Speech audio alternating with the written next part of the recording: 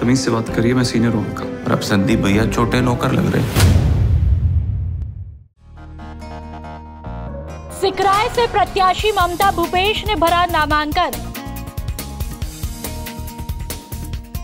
Bulldozer से हुई ममता भूपेश के लिए फूलों की बरसात।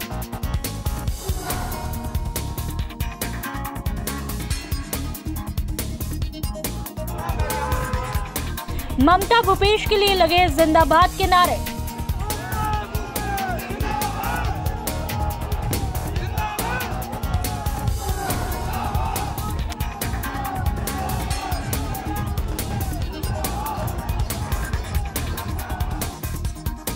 सिकराय से विक्रम बंशीवाल बीजेपी की तरफ से मैदान में।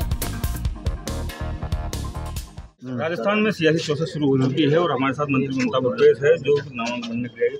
मैडम, इतना लंबा सफर और एक बार पार्टी ने आपको, मैं समझती हूँ कि पार्टी ने मेरे पर विश्वास किया, उसके लिए तो धन्यवाद दूंगी, लेकिन कहीं ना कहीं जनता की विश्वास मैंने जीता है, इसीलिए पार्टी ने मुझे प्रत्याशी बनाया है।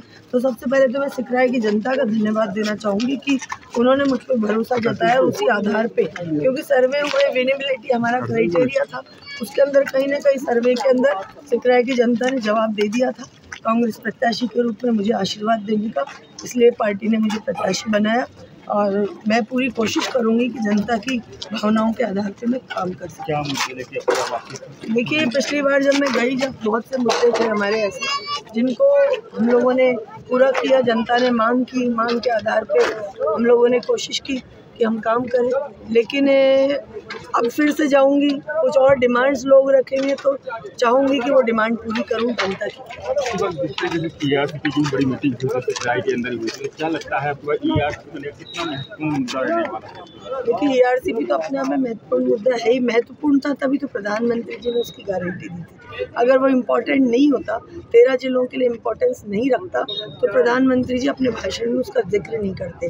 2 बार उन्होंने जिक्र किया, तो कहीं ना कहीं तो वो मुद्दा तो बहुत ज़रूरी था ही, लेकिन वो बोल के पलट गए। ये बहुत बड़ी शर्मिंदगी की बात है कि देश का प्रथम सेवक अपनी बात कह के वापस पलटता है। हमारी सरकार ने कहा है हम आएंगे तो इसको पूरा करेंगे। पहले तो हम मांग करते हैं, अभी भी मैं तो मांग करती हूँ केंद्र सरकार से, प्रधानमंत्री जी से, प्रथम सेवक से इस देश के, जिन्होंने अपने आप की वजह सेवा करना चाहा, अपने आप को बड़ा करके प्रधानमंत्री के पद है, तो आप बोलिए ऐसी बातें जो आप पूरा कर सकते हैं। ईआरसीपी हमारा बहुत बड़ा मुद्दा है। पहले महंगाई राहत कैंप चलाए गए थे,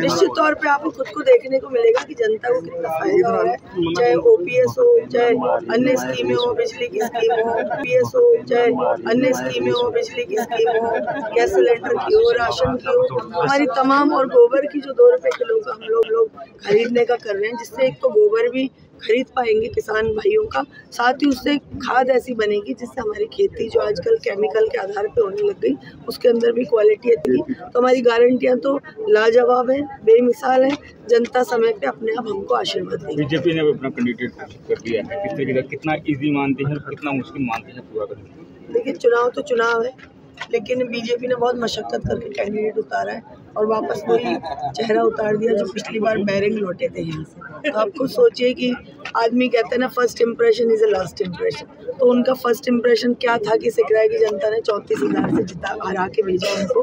तो आज फिर मैं ये कहना चाहूँगी कि हमें कोई फ़र्क नहीं पड़ता कोई भी उम्मीदवार है, हमारी लड़ाई भारतीय जनता पार्टी के सिद्धांतों से है और कांग्रेस की रीति नीति भारतीय जनता पार्टी के सिद्धांतों से लड़ाई लड़ेगी और हम निश्चित तौर पर जीतेंगे। धन्यवाद बातचीत करने के लिए। ये थी मंत्री ममता भूपेश ने कहा कि अगली बार विकास का मुद्दा लेकर फिर